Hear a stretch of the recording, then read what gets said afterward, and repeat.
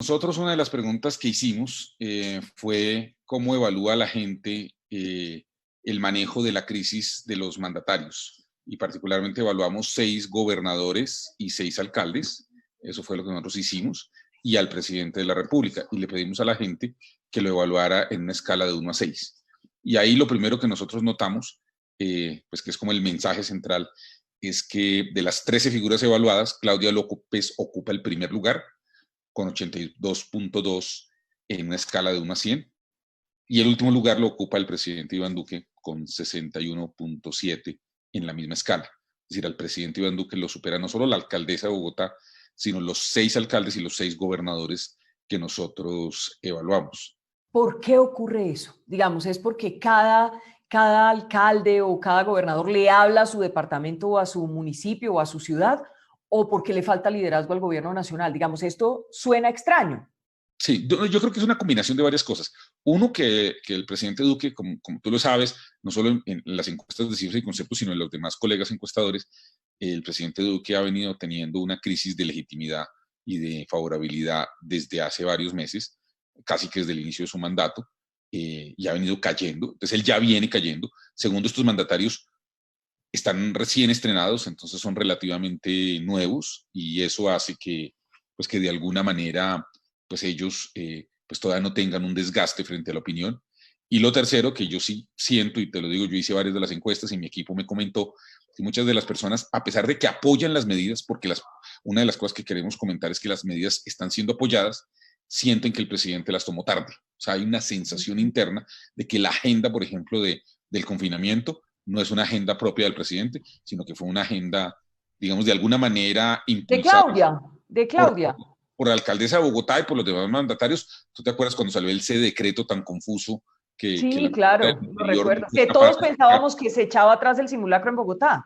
y que la ministra del Interior en esa rueda de prensa desastrosa confundió peor? Pues al final varios gobernadores y alcaldes dijeron, yo voy a mantener el confinamiento, así me meten en la cárcel, y eso fue como una rebeldía al presidente. Entonces, de alguna manera la gente siente que varias de las medidas son medidas que al presidente le ha tocado hacer porque los mandatarios locales han venido tomando la iniciativa. ¿Hizo compras para abastecerse con más del 20% del usual? Sí, el Sí, 53%, sí. O sea, lo que muestra aquí es mucho miedo también, además de prevención. claro, es que nosotros estamos enfrentando un fenómeno que nunca esta sociedad había tenido y yo debo confesar, Vicky, yo en eso tengo que decir, yo fui de los que hizo compras en un poco más del 20% y la gente pues no sabe a qué se va a enfrentar. Por eso me parece que es tan importante el tema del simulacro, hacer un simulacro para que la gente vaya entendiendo de qué se trata.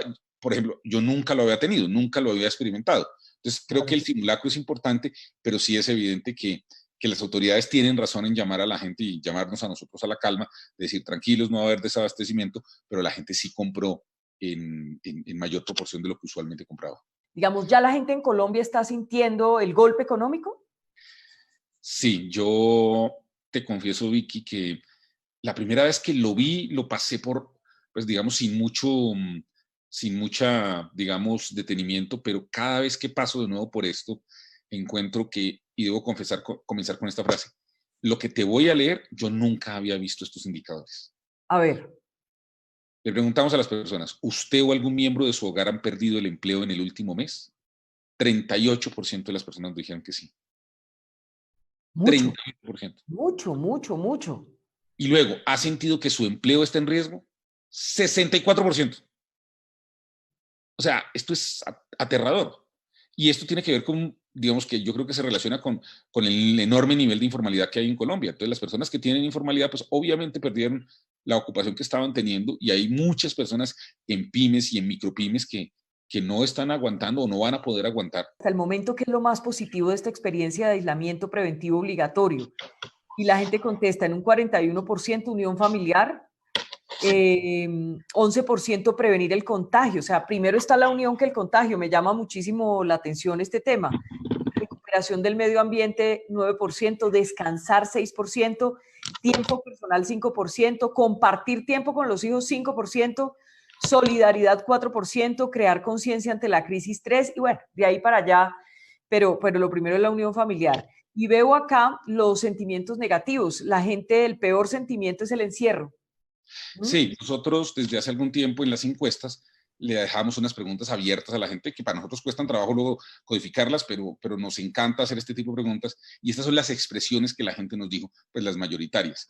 Y eso lo quisimos hacer en dos partes. ¿Qué hay de positivo en una situación tan difícil como la que tenemos? Y son los temas que tú acabas de señalar. ¿Y qué hay de negativo? Si tú miras en el tema negativo, en distintos tipos de expresión, aparece el tema del empleo, del ingreso, de no pagar las deudas.